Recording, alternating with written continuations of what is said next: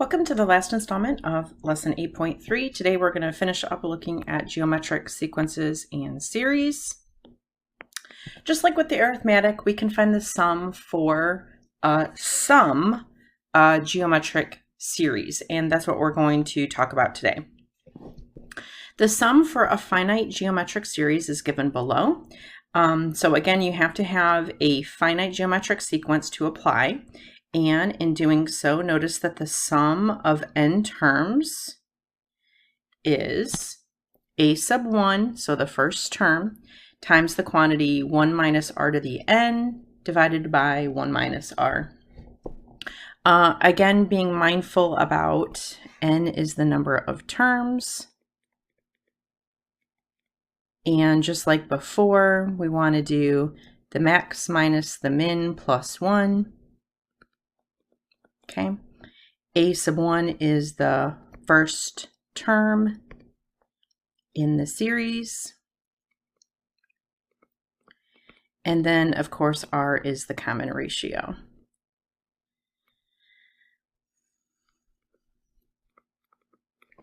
Alrighty, well, let's go ahead and try a couple.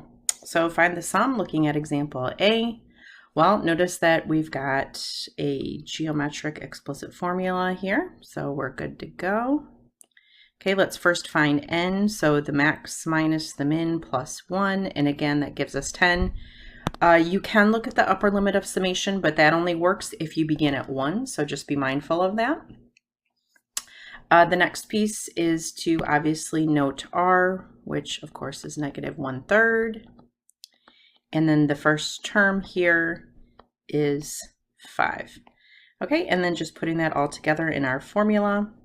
So S sub 10 is going to equal 5 times 1 minus negative 1/3 to the 10th power divided by 1 minus the negative 1/3. And then it's just a matter of putting that into your calculator carefully. Okay, so on the calculator, open up with your 5, grab your stacked fraction. All right, so I guess I need parentheses first. Okay, there we go. And then we've got 1 minus the negative 1/3 to the 10th power divided by 1 minus the negative 1/3. And again, you could type that in as a plus if you wanted. And then close out our parentheses, and voila, 3.7499 roughly.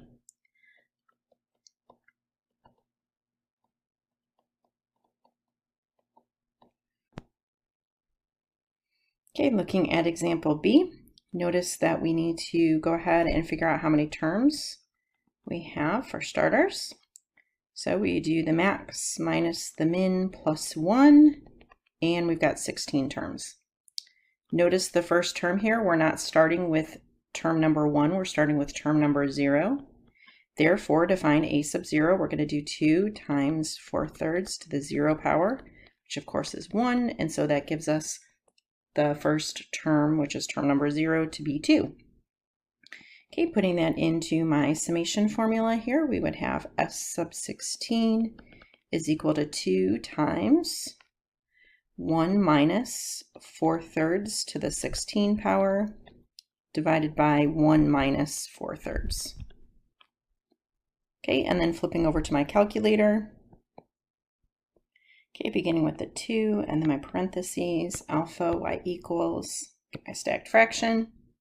And I've got 2 minus 4/3 to the 16 power over 1 minus the 4/3. And there we go, 592.6473.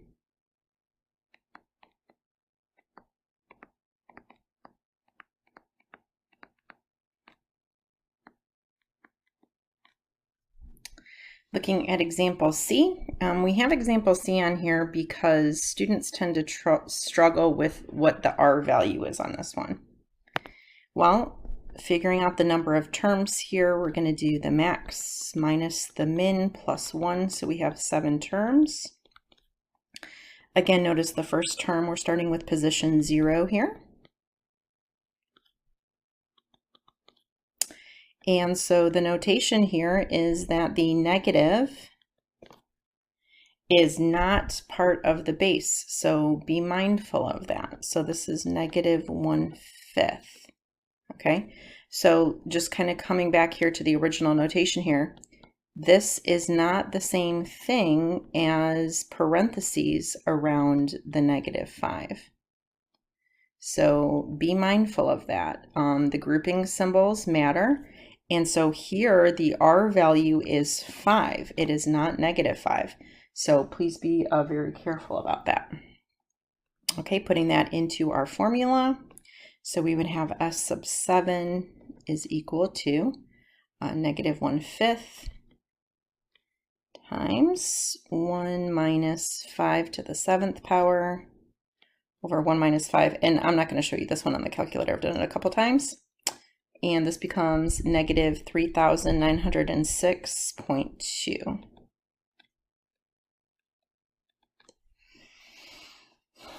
Okay, if you go ahead and flip your paper over to the next page, we're going to look at some different applications with the series.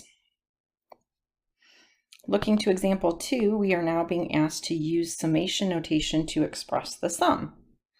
All right, well, the first thing we have to do is we have to figure out, is the pattern arithmetic or is the pattern geometric? All right, because we need the explicit formula to write the summation notation. So remember, the summation notation is when, you know, we've got this and then we've got whatever the rule is. We start with whatever number and then we end with whatever number. Well, to find the common difference, we're going to see, is there a common difference? So let's see, 14 minus 7 is 7. 28 minus 14 is 14. So no, this is not arithmetic. There's no common difference. Okay, try geometric. And again, you know, I wouldn't necessarily do this all because I can do the arithmetic in my head to decide if it's arithmetic or not, but I'm just trying to help you distinguish, you know, what math should you be doing here to decide, you know, which it is. All right, so clearly we've got a geometric pattern.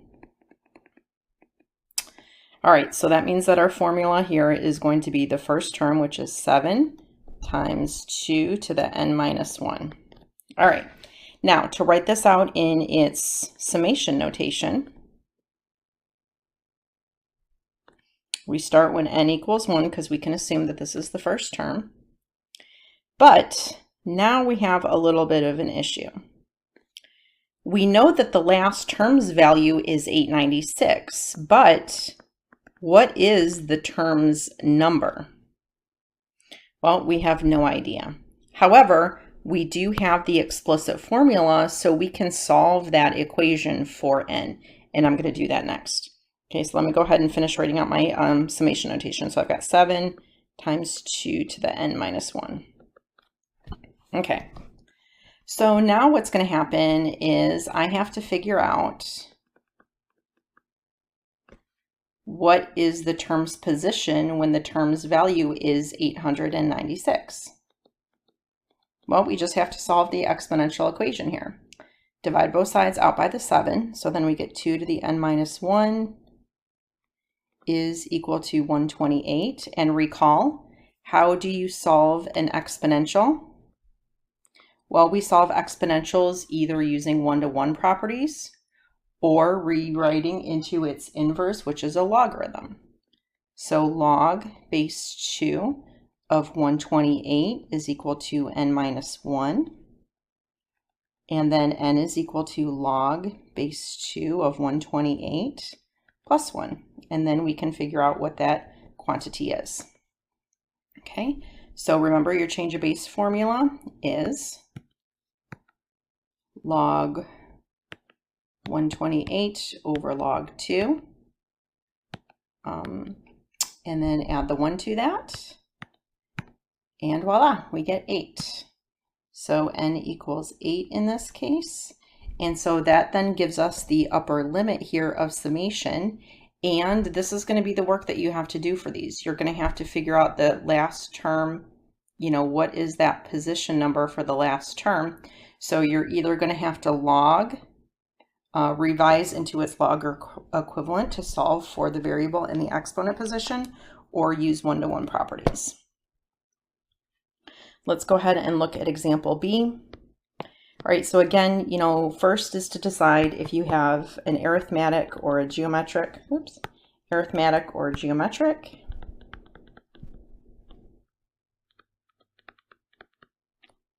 And I'm not even going to show my work for the arithmetic because I can see that it's clearly not. So moving on to geometric. So notice we would get -1/5 here.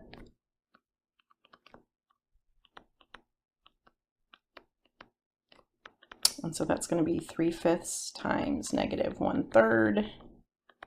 And that is also -1/5. Okay, cool. So it's definitely geometric, and I've got my common ratio.